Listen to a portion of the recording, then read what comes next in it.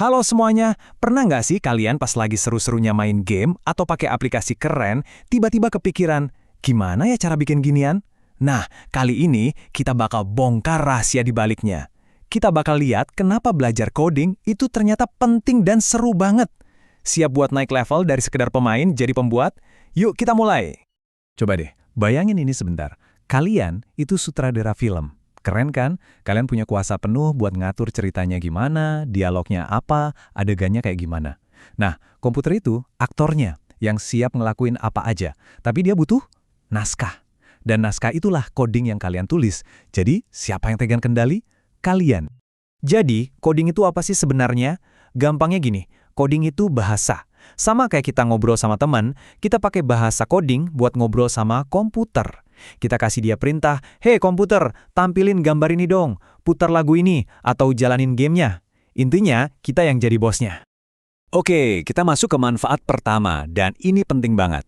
Belajar coding itu bukan cuma soal teknologi loh. Anggap aja ini kayak nge-gym, tapi buat otak kita. Beneran, coding itu latihan yang bikin pikiran kita jadi makin tajam, makin kuat, dan makin jagoan. Kalian suka main puzzle atau mecahin teka-teki? Nah, ingat kan gimana rasanya pas akhirnya nemu jawabannya? Puas banget. Kayak gitu jugalah rasanya pas lagi ngoding. Setiap baris kode itu kayak kepingan puzzle. Dan tugas kita nyusun semuanya biar jadi satu gambar utuh yang keren dan berfungsi. Seru banget kan? Coding itu juga ngajarin kita satu skill super, yaitu jadi jago mecahin masalah. Kita jadi terbiasa pakai metode yang efektif banget. Kalau lihat ada masalah besar, jangan panik. Kita pecah-pecah dulu jadi bagian-bagian yang lebih kecil dan gampang diurusin. Terus, selesain satu persatu. Cara mikir kayak gini kepake banget loh buat apa aja, nggak cuma buat coding doang. Selain itu, kita jadi belajar mikir secara runtut dan logis. Soalnya, komputer itu butuh instruksi yang super jelas, nggak bisa setengah-setengah. Jadi, kita terbiasa mikir kayak, oke, kalau pemain tekan tombol spasi, maka karakternya harus lompat. Nah, pola pikir kalau gini, maka gitu, ini tanpa sadar bikin kita jadi lebih teratur juga pas nyusun rencana di kehidupan sehari-hari.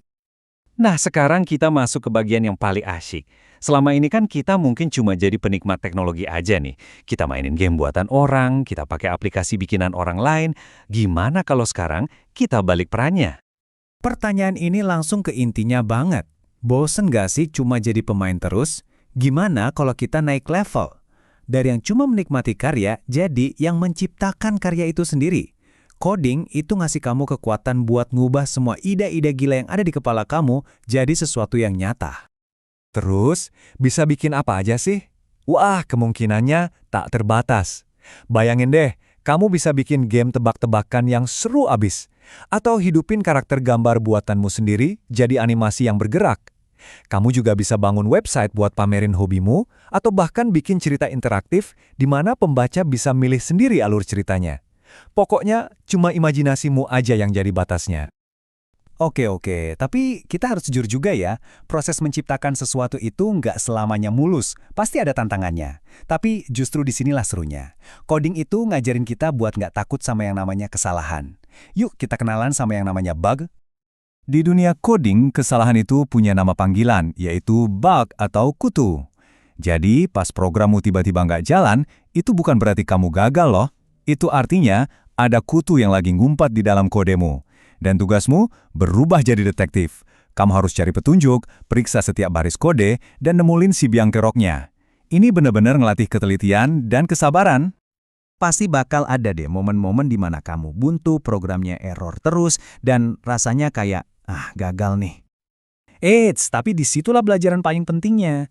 Kesalahan itu bukan akhir dari segalanya, tapi bagian dari proses belajar.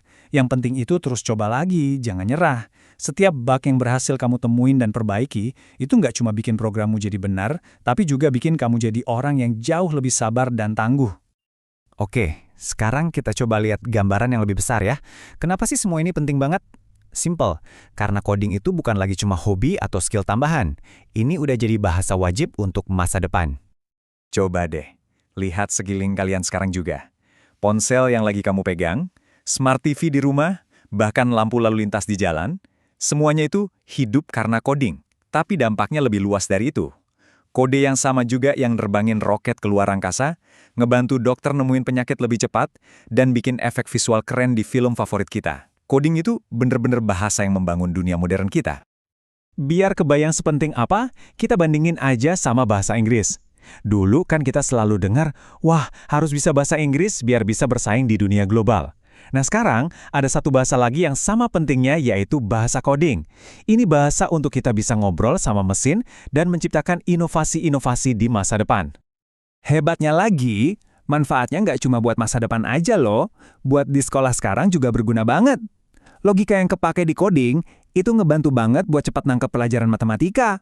Terus, karena coding itu harus presisi, nggak boleh ada salah ketik, itu juga melatih ketelitian kita pas belajar bahasa. Keren kan? Ternyata semuanya nyambung.